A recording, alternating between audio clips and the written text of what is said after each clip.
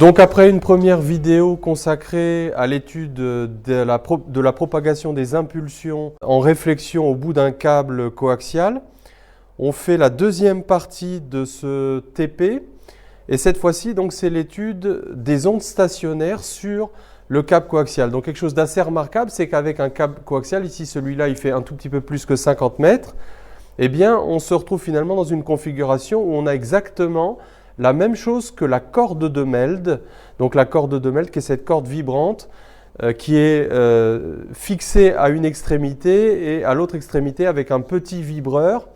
Et on sait que quand on fait varier la fréquence du vibreur, eh bien on peut retrouver les modes propres, un fuseau, deux fuseaux, trois fuseaux sur la corde de Meld. C'est exactement ce qu'on va faire ici. Donc à l'extrémité de notre câble coaxial, on va mettre un court-circuit. Donc entre le cœur et la gaine, la tension sera nulle. Donc on aura un nœud de tension, exactement comme une corde de Meld peut être fixée à son extrémité. Et on va donc exciter en oscillation forcée ce câble coaxial, tout comme le vibreur de la corde de Meld peut l'exciter à l'autre extrémité.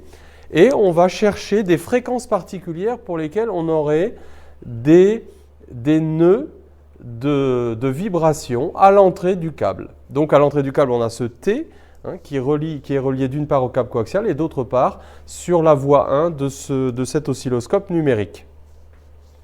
Alors dans le premier TP, on a mesuré la vitesse de propagation de l'onde dans le câble coaxial. C'est sensiblement la même vitesse de phase que la même vitesse de groupe parce qu'on a vu que le phénomène était très faiblement dispersif. Et donc, on peut déjà à peu près prévoir la fréquence pour laquelle on va avoir le premier nœud. Nu est égal à C sur 2L. Donc, C vaut à peu près 2 × 10^8. 2L, ça vaut à peu près 100 mètres. Donc, on se retrouve avec une fréquence proche de 2 MHz. Donc, on va se mettre à 1,8 MHz ici avec notre GBF. Donc, je règle, voilà, de quoi voir l'amplitude des oscillations. On va affiner. Alors, quand je dis affiner, on va aller de 10 kHz en 10 kHz. C'est quand même assez grossier.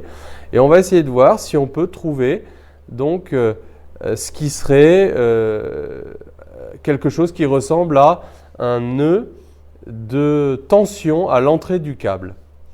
Donc, si j'augmente la tension, la fréquence, je m'aperçois que l'amplitude augmente. Donc, je diminue. Je suis à 2 MHz. Je diminue.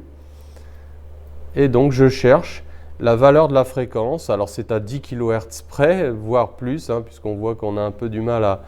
Voilà, là, ça réaugmente à nouveau. Donc, je rediminue. Donc, on est à peu près, effectivement, à à peu près à 1,9 MHz. Alors, dans cette configuration-là, tous les modes propres du câble vont être des multiples entiers du fondamental. On a tous les multiples entiers. Donc la prochaine fréquence propre, c'est cette fois-ci. Donc là, on a été à C sur 2L. Donc ce sera C sur L, donc le double de celle-là. Donc on se retrouve à un petit peu moins que 4 MHz. Donc je vais faire 4 MHz. Et pareil, je vais descendre la fréquence donc jusqu'à avoir donc, une tension minimum à l'entrée du câble. Donc là, je m'aperçois que la fréquence, effectivement, réaugmente bien et donc elle diminue, donc effectivement, sensiblement au double de la fréquence précédente. Etc. Vous pouvez continuer la manipulation et vérifier que on obtient des nœuds à peu près à tous les multiples entiers du fondamental. Donc là, vous voyez, si j'augmente la fréquence, on voit bien que l'amplitude réaugmente. Et donc, on peut même à la limite faire un tableau et tracer en fonction de l'entier P fois C sur 2L, les différentes fréquences propres du câble. On peut fixer d'autres conditions limites. Donc, si j'enlève le court-circuit à la sortie du câble, je suis en sortie ouverte. Et donc là, on peut se retrouver avec des conditions limites différentes, c'est-à-dire chercher, donc là on aura un ventre de tension à la sortie puisqu'on a un nœud de courant, on peut démontrer ça, qu'un nœud de courant est un ventre de tension, il n'y a pas de courant entre le cœur et la gaine du câble puisque j'ai enlevé toute résistance, une résistance infinie à la sortie, et on peut chercher les fréquences pour lesquelles on a cette fois-ci donc toujours encore un nœud de tension à l'entrée. Et le fondamental, ça va être C sur 4L. La longueur du câble, ça va être lambda sur 4 plus un multiple entier de la demi-longueur d'onde, donc lambda sur 4 plus n fois lambda sur 2, ce qui nous donne comme fréquence du fondamental, donc une longueur totale de lambda sur 4, donc C sur 4L, donc ça va être la moitié de ce qu'on a fait tout à l'heure, donc à peu près 900 kHz.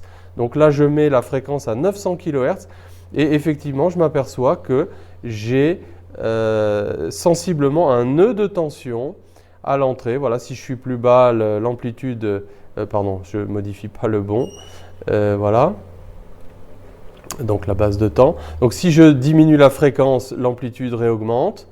Voilà. Si je réaugmente la fréquence au-dessus, elle réaugmente aussi. Donc sensiblement à 900 kHz, on a effectivement un minimum, un nœud de tension.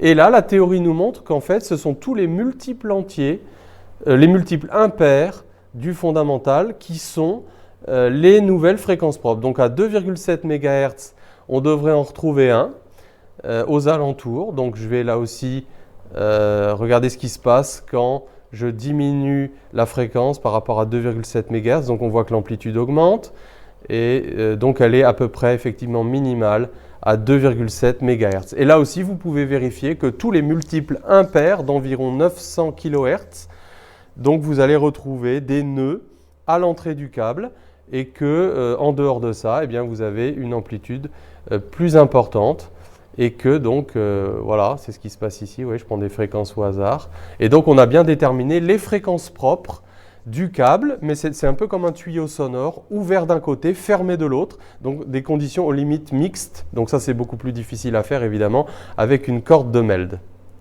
Voilà pour les ondes stationnaires dans le câble et la visualisation des modes propres.